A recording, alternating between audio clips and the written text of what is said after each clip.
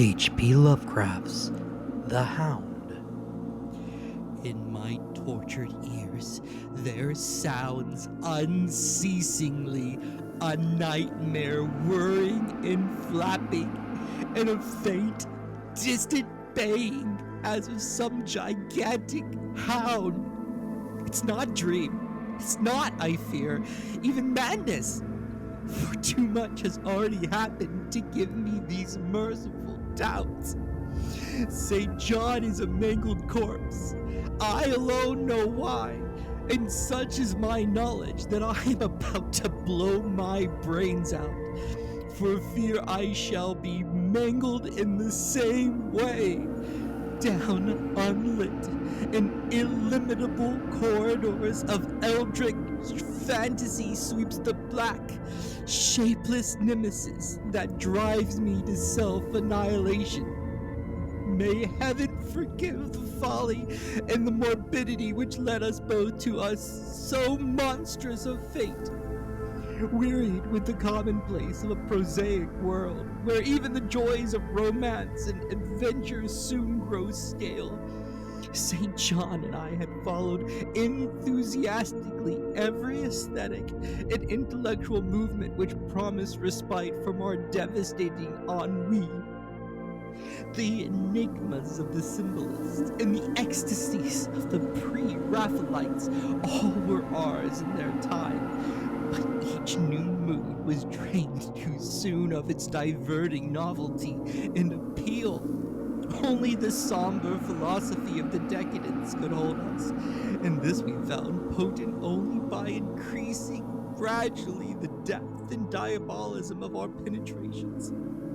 Baudelaire and Heisman's were soon exhausting of thrills, till finally there remained for us only the more direct stimuli of unnatural personal experiences and adventures. It was this frightful emotional need which led us eventually to that detestable course, which even in my present fear I mention with shame and timidity. That hideous extremity of human outrage, the abhorred practice of grave robbing. I cannot reveal the details of our shocking expeditions, or catalog even partly the worst of the trophies adorning the nameless museums we prepared in the great stone house where we jointly dwelt, alone and servantless. Our museum was a blasphemous, unthinkable place where, with the satanic taste of neurotic virtuosi, we had assembled an universe of terror and decay to excite our jaded sensibilities. It was a secret room, far, far underground, where huge winged daemons carven of basalt and onyx vomited from wide grinning mouths weird green and orange light, and hidden pneumatic pipes ruffled into kaleidoscopic dances of death the lines of red carnal things, hands in hand woven in voluminous black hangings. Through these pipes came at will the odors our moods most craved. Sometimes the scents of pale funeral lilies, sometimes the narcotic incense of imagined eastern shrines of the kingly dead, and sometimes, oh, I shudder to recall it, the frightful, soul upheaving stenches of the uncovered grave. Around the walls of this repellent chamber were cases of antique mummies alternating with comely, lifelike bodies perfectly stuffed and cured by the taxidermist's art, and with headstones snatched from the oldest churchyards of the world. Niches here and there contained skulls of all shapes and heads preserved in various stages of dissolution. There one might find the rotting bald pates of famous noblemen, and the fresh and radiantly golden heads of new buried children. Statues and paintings there were, all of fiendish subjects, and some executed by St. John and myself. A locked portfolio bound in tanned human skin held certain unknown and unnameable drawings which it was rumored Goya had perpetrated but dared not acknowledge. There were nauseous musical instruments, stringed brass and woodwind, on which St. John and I sometimes produced dissonances of exquisite morbidity and catadominiacal ghastliness, whilst in a multitude of inlaid ebony cabinets reposed the most incredible and unimaginable variety of tomb loot ever assembled by human madness and perversity. It is of this loot in particular that I must not speak. Thank God I had the courage to destroy it long before I thought of destroying myself. The predatory excursions on which we collected our unmentionable treasures were always artistically memorable events. We were no vulgar ghouls, but worked only under certain conditions of mood, landscape, environment, weather, season, and moonlight. These pastimes to us the most exquisite form of aesthetic expression, and we gave their details a fastidious technical care. An inappropriate hour, a jarring lighting effect, or a clumsy manipulation of the damp sod would almost totally destroy for us that ecstatic titillation which followed the exhumation of some ominous grinning secret of the earth. Our quest for novel scenes and piquant conditions was feverish and insatiate. St. John was always the leader, and it was he who led the way at last to that mocking, that accursed spot which brought us our hideous and inevitable doom. By what malign fatality were we lured to that terrible Holland churchyard? I think it was the dark rumor and legendry, the tales of one buried for 5 centuries who had himself been a ghoul in his time and had stolen a potent thing from a mighty sepulchre. I can recall the scene in these final moments. The pale autumnal moon over the graves, casting long, horrible shadows, the grotesque trees drooping sullenly to meet the neglected grass and the crumbling slabs, the vast legions of strangely colossal bats that flew across the moon, the antique ivied church pointing a huge spectral finger at the livid sky, the phosphorescent insects that danced like death fires under the yews in a distant corner, the odors of mold, vegetation, and less explicable things that mingled feebly from the night wind from over far swamps and seas. And worst of all, the faint, deep toned baying of some gigantic hound which we could neither see nor definitely place. As we heard this suggestion of baying, we shuddered, remembering the tales of the peasantry, for he whom we sought had centuries before been found in this self same spot, torn and mangled by the claws and teeth of some unspeakable beast. I remembered how we delved in this ghoul's grave with our spades, and how we thrilled at the picture of ourselves, the grave, the pale watching moon, the horrible shadows, the grotesque trees, the titanic bats, the antique church, the dancing death fires, the sickening odors, the gently moaning night wind in that strange, half heard, directionless baying of whose objective existence we could scarcely be sure. Then we struck a substance hotter than the damp mold and beheld a rotting oblong box crusted with mineral deposits from the long undisturbed ground. It was incredible tough, and but so old that we finally pried it open and feasted our eyes on what it held. Much, amazingly much, was left of the object despite the lapse of 500 years. The skeleton, though crushed in places by the jaws of the things that had killed it, held together with surprising firmness, and we gloated over the clean white skull and its long, firm teeth and its eyeless sockets that once had glowed with a charnel fever like our own. In the coffin lay an amulet of curious and exotic design, which had apparently been worn around the sleeper's neck. It was the oddly conventionalized figure of a crouched winged hound or sphinx with a semi canine face and was exquisitely carved in antique oriental fashion from a small piece of green jade. The expression on its features was repellent in the extreme, savoring at once of death, bestiality, and malevolence. Around the base was an inscription in characters which neither St. John nor I could identify, and on the bottom, like a maker's mark, was graven a grotesque and formidable skull. Immediately upon beholding this amulet, we knew that we must possess it, that this treasure alone was our logical pelf from the centuried grave. Even had its outlines been unfamiliar, we would have desired it. But as we looked more closely, we saw that it was not wholly unfamiliar.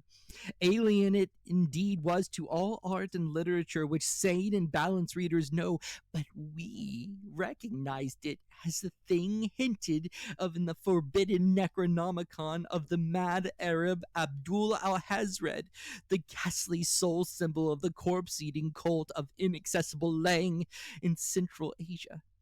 All too well did we trace the sinister lineaments described by the old Arab demonologist, lineaments he wrote, drawn from some obscure natural manifestation of the souls of those who vexed and gnawed at the dead.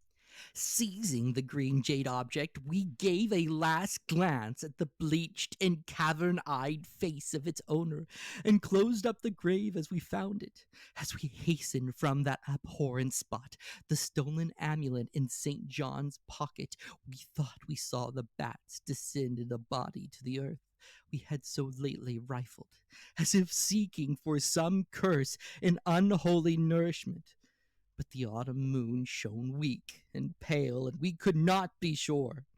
So, too, as we sailed the next day away from Holland to our home, we thought we heard the faint, distant baying of some gigantic hound in the background. But the autumn wind moaned, sad and wan, and we could not be sure.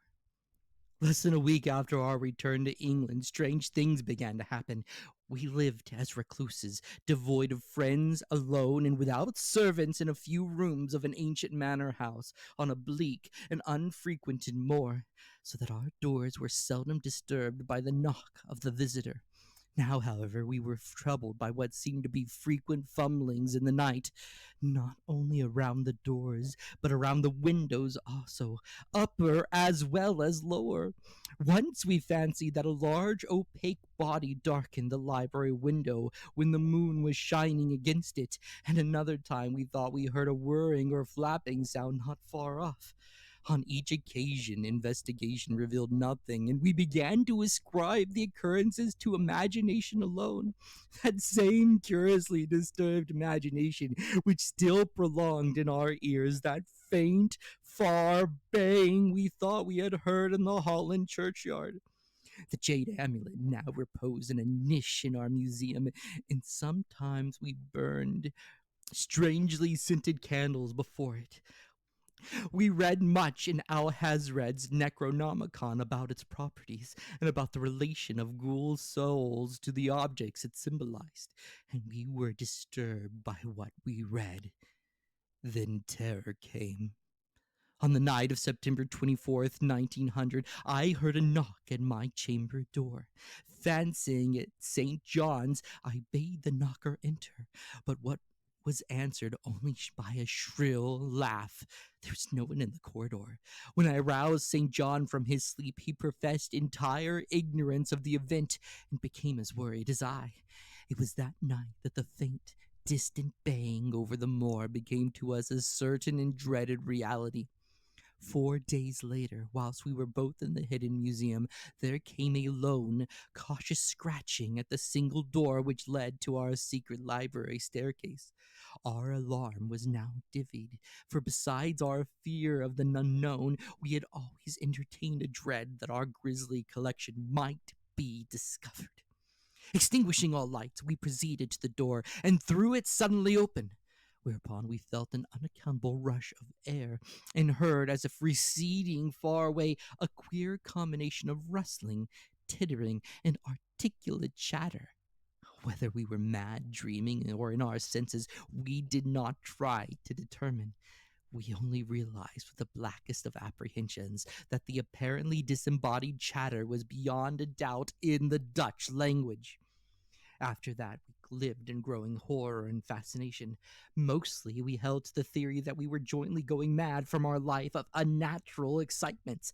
But sometimes it pleased us more to dramatize ourselves as the victims of some creeping and appalling doom. Bizarre manifestations were now too frequent to count. Our lonely house was seemingly alive with the presence of some malign being whose nature we could not guess, and every night that demoniac baying rolled over the windswept moor, always louder and louder. On October 29th, we found in the soft earth underneath the library window a series of footprints utterly impossible to describe. They were as baffling as the hordes of great bats which haunted the old manor house in unprecedented and increasing numbers. The horror reached a culmination on November 18th when St. John, walking home after dark from the distant railway station, was seized by some frightful carnivorous thing and torn to ribbons. His screams had reached the house, and I'd hastened to the terrible scene in time to hear a whirl of wings and see a vague, black, cloudy thing silhouetted against the rising moon. My friend was dying when I spoke to him, and he could not answer coherently. All he could do was to whisper, "The amulet! That damn thing!" Then he collapsed, an inert mass of mangled flesh. I buried him the next midnight in one of our neglected gardens, and mumbled over his body one of the devilish rituals he had loved in life. And as I pronounced the last demoniac sentence, I heard afore and more the faint baying of some gigantic hound. The moon was up, but I dared not look at it, and when I saw on that dim-lit moor a wide, nebulous shadow sweeping from mound to mound, I shut my eyes and threw myself face down upon the ground. When I arose trembling, I know not how much later, I staggered into the house and made shocking sciences before the enshrined amulet of green jade. Being now afraid to live alone in the ancient house on the moor, I departed on the following day for London, taking with me the amulet after destroying by fire and burial the rest of the impious collection in the museum. But after 3 nights I heard the baying again, and before a week was over felt strange eyes upon me whenever it was dark. One evening, as I strolled on Victoria Embankment for some needed air, I saw a black shape obscure one of the reflections of the lamps in the water. A wind stronger than the night wind rushed by, and I knew that what had befallen St. John must befall me. The next day I carefully wrapped the green jade amulet and sailed for Holland. What mercy I might gain by returning the thing to its silent sleeping owner I knew not, but I felt that I must at least try and step conceivably logical. What the hound was and why it pursued me were questions still vague, but I had first heard the bang in that ancient churchyard, and every subsequent event included St. John's dying whisper had served to connect the curse with the stealing of the amulet. Accordingly, I sank into the nethermost abysses of despair when at an inn in Rotterdam I discovered that thieves had despoiled me of the sole means of salvation. The baying was loud that evening, and in the morning I read of a nameless deed in the vilest quarter of the city. The rabble were in terror, for upon an evil tenement had fallen a red death beyond the foulest previous crime of the neighborhood. In a squalid thieves' den, an entire family had been torn to shreds by an unknown thing which left no trace, and those around had heard all night, above the usual clamor of drunken voices, a faint, deep, insistent note as of a gigantic hound. So at last I stood again in the unwholesome churchyard, where a pale winter moon cast hideous shadows, and leafless trees drooped sullenly to meet the withered, frosty grass and cracking slabs, and the ivied church pointed a jeering finger at the unfriendly sky, and the night wind howled maniacally from over frozen swamps and frigid seas. The baying was very faint now, and it ceased altogether as I approached the ancient grave I had once violated. In the frightened way, an abnormally large horde of bats which had been hovering curiously around it. I know not why I went thither unless to pray, or gibber out insane pleas and apologies to the calm white thing that lay within. But whatever the reason, I attacked the half-frozen sod with a desperation partly mine and partly that of a dominating will outside myself. Excavation was much easier than I expected, though at one point I encountered a queer interruption when a lean vulture darted down out of the cold sky and pecked frantically at the grave earth until I killed it with a blow of my spade. Finally, I reached the rotting oblong box and removed the damp nitrous cover. This is the last rational act I ever performed.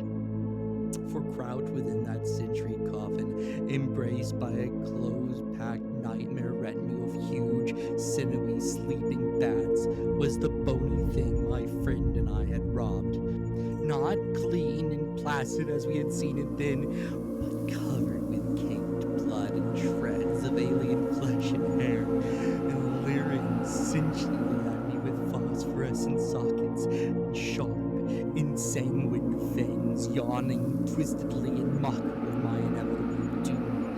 And when it gave from those grinning jaws a deep, sardonic bay as some gigantic hound, and I saw that it held in its gory, filthy claw the lost and faithful animal of Jane, I merely screamed and ran away idiotically.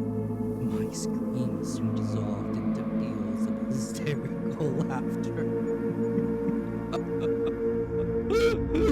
Madness rides the star wind, claws and teeth sharpened on centuries of corpses, dripping death astride a bacchanal of bats from night-black ruins of buried temples of Belial.